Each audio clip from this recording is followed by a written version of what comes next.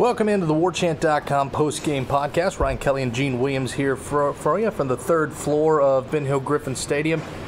Well, it was about what you thought it was going to be, except with maybe a couple more points than you thought it would be. Yeah, 38-22 your final score. Florida State victorious for the fourth straight time in Gainesville, fifth straight time in the series against the Gators, and 7 of the last 8. And Gene, before we go even any further with any of that stuff, just the idea that I get it. Florida for this entire decade has been awful. There's no real other way to get around it.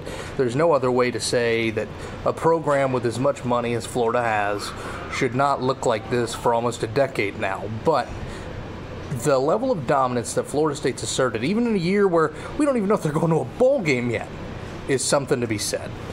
Oh, it is. It's a rivalry, say what you want to say. So it does mean a lot to the fans, to the players, coaches, everybody in the state. I mean, you walk around, whether you're going into the 7-Eleven or going to the local Starbucks. I mean, if you're a Florida State fan, tomorrow you're going to hold your head up a little higher. And I even know in Tallahassee, funny, you start to see, the Gator hats will be put away for the next several months. They won't bring them out to the start of football season. So, yeah, from that perspective, it means a lot. And you're right. I mean, it's when you can enjoy a rivalry or a win over your rival this many years, it doesn't happen very often. As a matter of fact, the 5 times in a row, like you mentioned, it's never happened before in this series. So it's pretty impressive. Yeah, sure, Florida's been down, but heck, Florida State was way down. They're down here. This could have been a game they lost, and they really, right from the start, took control. Defense played real well, doing something we haven't seen much of all year, and that's create turnovers and then scoring off of those turnovers, taking advantage of that.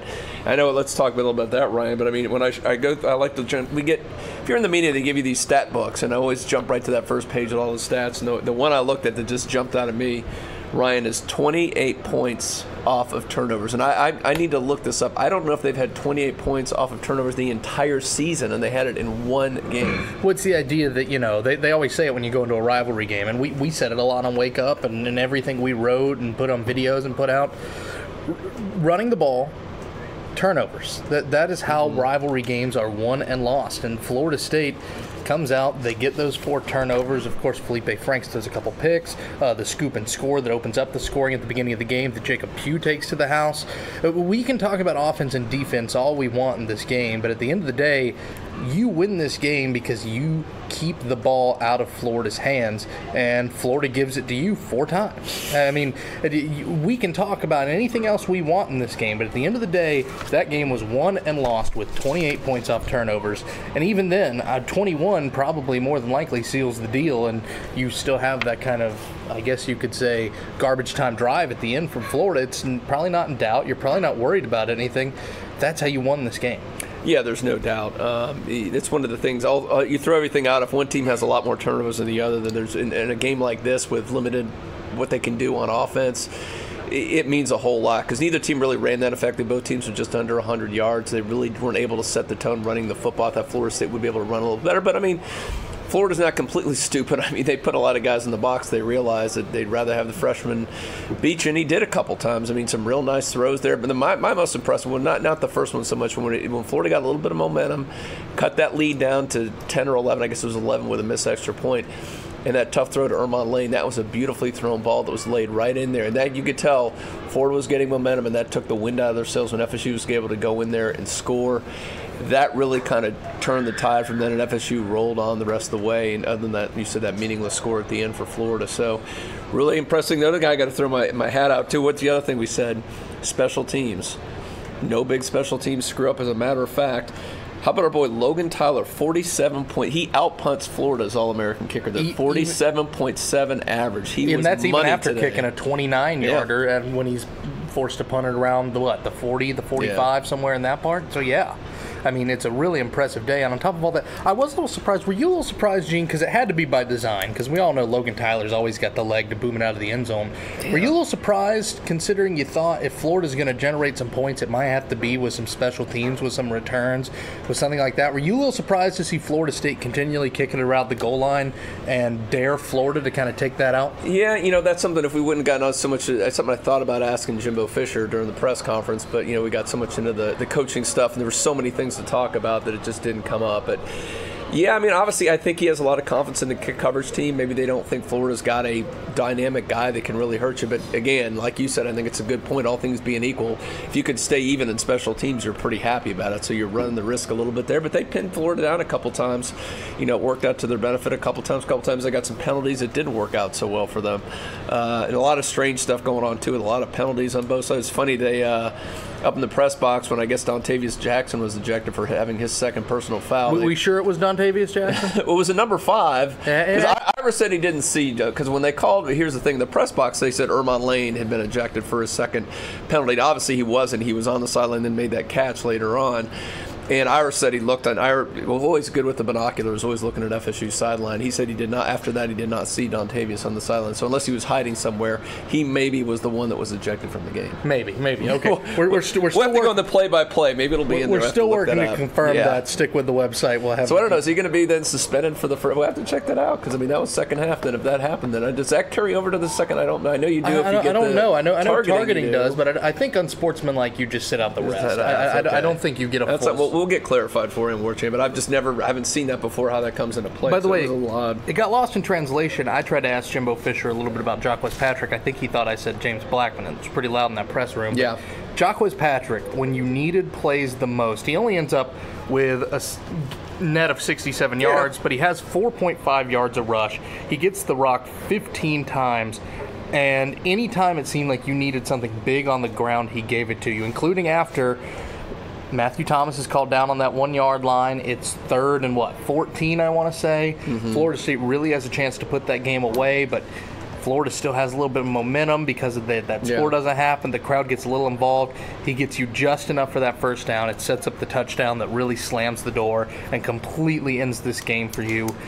I mean, listen, there was so much talk for him after the Alabama game. There was so much, and let's face it, against Alabama's speedy defense, he maybe wasn't always the best option, but there were so many people ready to write off that guy. And heck, here we were just a couple weeks ago thinking he might never play another snap this season. That's crazy. And for him to come out and give you that much heart on a day like that, and I hate saying junk like that. I hate soft factor. He's hard, he's tough. I don't like saying things like that, but how can you not after the performance and after some of those hard runs that he gives you in that game? Well, especially for a guy like this, because I think that was kind of the knock a little bit. There were some whispers, well, maybe he's a big guy, he's talented, he's real nimble on his feet, but maybe he's a little bit on the soft side. Man, that 4.5 yards per carry that he earned every one of those, the 67 yards, they were all earned today. That was very physical. He was getting banged up. He was lowering his head. He was going for that extra yard. I think he twisted his ankle once. They wrapped it back up. He went right back out there and kept making big play after big play. So he really stood out today, and very proud of Jacques Patrick. And, we'll see if he, it's a whole scuttlebutt. Will he be back next year? At this point, we don't know, but he's definitely, you got to wonder if he'll come back. I hope he does, but if he leaves, I think you'd understand. Elsewhere offensively for Florida State, James Blackman statistically doesn't have the best day. It's 10 of 21, 128 yards, but it is 2 touchdowns. It is those couple of big throws when you needed them, including the one you already mentioned to Ermon Lane. But I'm willing to give Blackman a little bit of a pass today because, first of all, he only gets sacked twice. You don't put him in a ton of positions to fail. And dadgum, there were a lot of drops today from your wide receiver core. Yeah, a couple of those. And I don't know if the one, I didn't have the way we're set up in the press, but I didn't have a good replay. And maybe you saw it better. The one to Nooney Murray that looked like when he got hit on the play and they ended up calling it incomplete.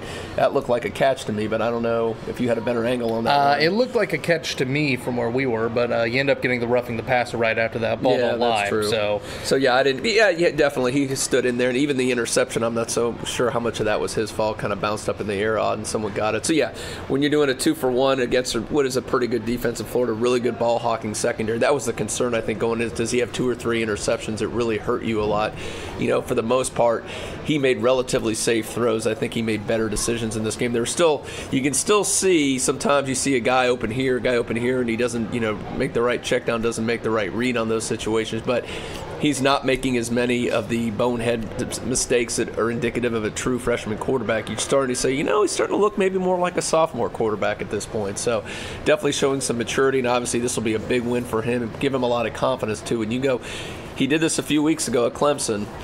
Really got off to that slow start, played a little bit better, and then of course had the big interception in that second half. But I think being in that environment really helped him here because it was pretty raucous and they were getting into that thing. In that second half, when they cut that lead down a little bit, you started to think, well, maybe they're going to come back. And he, again, made that big throw and made some smart decisions down the stretch. Defensively, maybe a couple more third downs than you'd have liked. A couple of the problems that plagued Florida State all year defensively. Of course, Florida State has a chance at the end of the first half to slam the door, and instead Florida goes downfield and scores. So some of those issues and some of those problems are still there, but here's the thing you will give that defense. They were nasty when they needed to be, and they were tenacious when they needed to be. And let's face it, Felipe Franks spent a lot more time on his butt than I think he would have liked in this football game. Yeah, there's no doubt. This was a really, like you said, I think really the one drive is that end of the first half, because you always talk about how you end the half, start the third quarter were big, and Florida State didn't do really either of those well, especially that drive in the second half, end of the second quarter. But, man, one thing of this, 5 sacks. This is a team that was down the bottom of the barrel in sacks a couple weeks ago, so they've really poured it on the last couple weeks. That was huge to do that. 10 tackles for loss. The 3 interceptions, 7 pass breakups, and 8 quarterback hurries. That is a really active defense. When you're tipping balls, you're rushing the quarterback, you're making tackles for loss, good things are going to happen, and that's why you had the 4 turnovers and the 28 points off the turnover. So a lot of that was set up by your defense, and something really, frankly, we haven't seen all season. Gene, kind of hard to believe, but as of right now, we don't know about ULM yet, but all the teams that Florida State's played to this point, only 2 have a losing record. Wow. Well, excluding Delaware State, of course. We don't even count that game. But of the FBS competition Florida State's played, Syracuse and Florida are the only 2 that don't have a winning record. It's win number 5 for Florida State, 5-6 on the year, ULM coming up.